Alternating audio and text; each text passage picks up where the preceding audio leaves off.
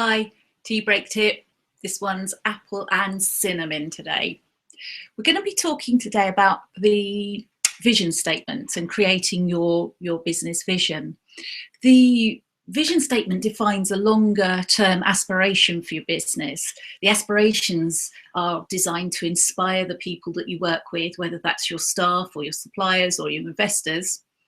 And it's based on why you are doing what you are doing and the ultimate good you want to achieve through your success.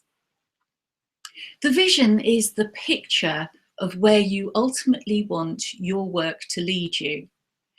There are lots of posts about how to write a vision statement, but very few that can help you work out what that vision might be if you're stuck. If a vision is a picture, then I've got 3 creative ways that could help you envisage that. If you're anything like me, working in a business where technology changes so quickly, envisaging what your business might look like next year is almost impossible, let alone the normal, what normally people say 5 years hence. So what I say is bring that vision closer.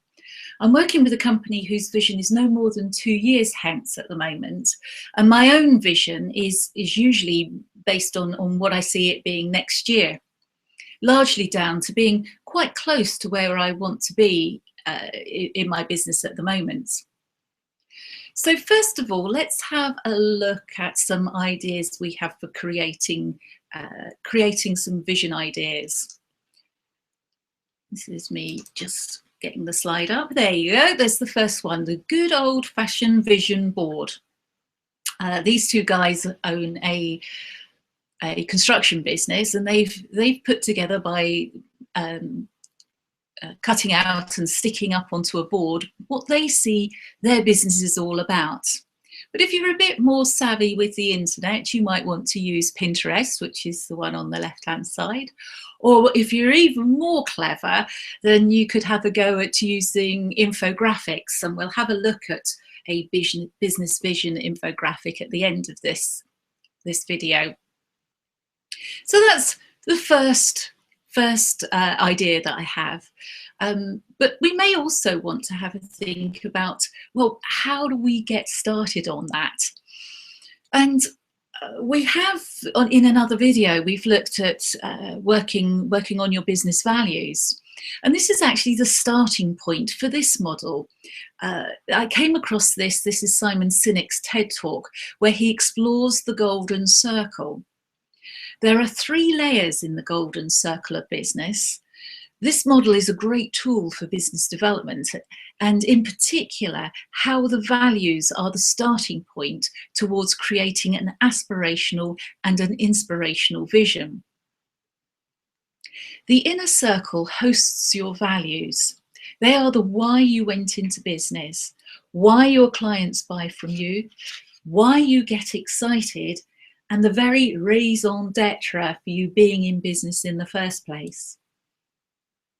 The middle circle describes the how, the way you conduct your business. Whatever your beliefs and your values are will determine how you behave. Any disconnect between your stated values and the way that you actually behave will result in distrust. The outer circle is the what you do, or the what it is that you deliver. Of course, this isn't unimportant. The what has to be big, has to have a big enough market out there to support the vision that you're about to express. But it isn't the starting point for the process of creating a vision statement for your business. The what you do, when you think about it, is the mission, the purpose for your business. When you can describe what you do for others and how you deliver that, you have a route to follow to get to your final destination. And that is, of course, your vision. Who you are, what you do, for whom, and who wants and loves us because. When you know what your what is, then, which is your mission, then you can think about the future, your vision, of course. I really like the fishbone diagram. You may have come across this in other fields, but this is a really good way of structuring what you're thinking, where you want to be. If you use the values that you have identified as a starting point at the backbone of the fish, then you can ask why that value is important to you, and then ask why that is. Then ask why again and again, until you have no more to contribute to that particular value. We call this the 5 whys process. It's usually used in identifying a fault in a system or a process, but it works too if we need to find a solution to a problem. In this case, the words that we need to create a vision statement. And here we go. Here's the infographic that I was describing earlier. So what should a vision statement be or look like? It should be short, 2 sentences at an absolute maximum. It's fine to expand on your vision statement with more detail, but you need a version that is punchy and easily memorable. You can see this in bold. Do not use words that are open to interpretation. For example, specify what it actually looks like with facts and figures. And you can see, again, this example does do that. Keep it simple enough for people both inside and outside your organisation to understand. Leave out technical jargon and business buzzwords. It should be ambitious enough to be exciting, but not too ambitious that it seems unachievable. It needs to align to the values and behaviours that you want your people to exhibit as they perform their work. So there you go. Just stop that screen share. And you've got me back. So finally, it's time to share your vision with other people. And I've given you some good examples, some good points to get you started on creating your own vision statements.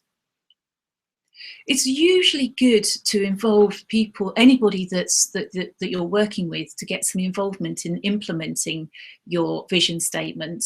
When you roll out your vision to the bigger group, it's inevitable that people will ask questions about how you intend to achieve the vision.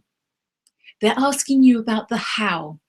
The how is based on your values, remember? And the vision, however, is based on your what. It is totally fine if you don't know the strategies that you're going to adopt to get there yet. Later, you will figure that out. Right, that's it from me. Back to my cup of tea. See you again